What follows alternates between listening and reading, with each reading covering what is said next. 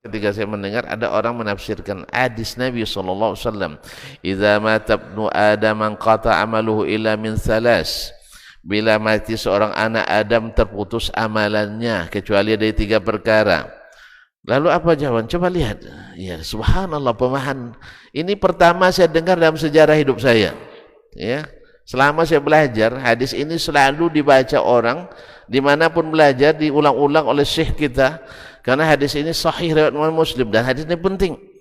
Terputus 3 perkara amalannya kecuali sedekah jariyah, ilmu manfaat dan anak yang saleh. Coba lihat ya subuhatnya yang terputus amal dia, amal orang tidak terputus untuk dia. Coba bayangkan, amalan dia memang terputus, amalan orang tidak terputus. Ya akhi, amalan orang untuk kita, untuk orang. Hah? Coba lihat subuhatnya. Amalan yang terputus, amalan dia. Amalan orang untuk dia tidak terputus. Subhanallah. Ini sebanyak ini ulama yang saya baca, ini pertama saya dengar, atau mungkin saya terlambat baca. Saya lihat subuhatnya.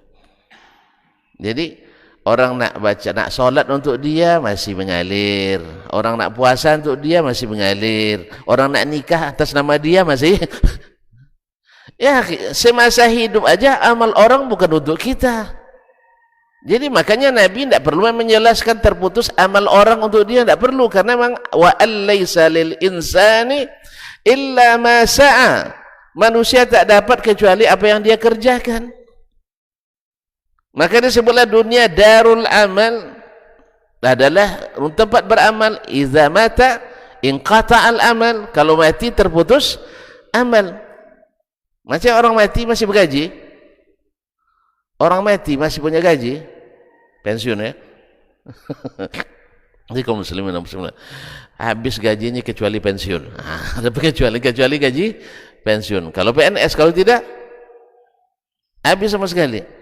Jadi hukum asalnya amalan dia yang selama dia hidup dia kerjakan kan berpahala, tapi bila mati terputus kecuali ini yang diberkecuali oleh Nabi SAW dan dalam hadis-hadis lain. Ini dipelesetkan hadis ini menjadi bahwa seolah-olah amalan antum ya semasa saya hidup tidak dapat saya, tapi setelah mati dapat. Dari hadis ini, innalillahi inna raji'un. Inilah betul-betul kata Nabi SAW, di antara tanda-tanda kiamat orang tak berilmu tapi bicara hal-hal besar. Na'udzubillah, tsumma na'udzubillah. Hanya modal retorika dan logika. Itulah saya dulu, paham? Itulah saya dulu, paham? Pahamnya enggak? Yang salah pahamnya bahwa saya merasa dulu lebih hebat dari sekarang. Sekarang segala sesuatunya harus ditanggungjawabkan. Karena kalau salah memberikan, menyesatkan. Sesat menyesatkan. Sebab kalau sudah dibawa orang kemana-mana, ini nanti dilalur ke orang lain, akhirnya ini yang namanya sesat jariah kata orang ya. Jadi mengalir terus. Na'udzubillah, tsumma na'udzubillah. Oleh itu kaum muslimin dan muslimat dirahmati Allah. Jadi orang yang tak berilmu tapi bicara urusan-urusan besar dalam agama. Na'udzubillah, tsumma na'udzubillah. Oleh Babat TV Sunnah, belajar agama baru alif.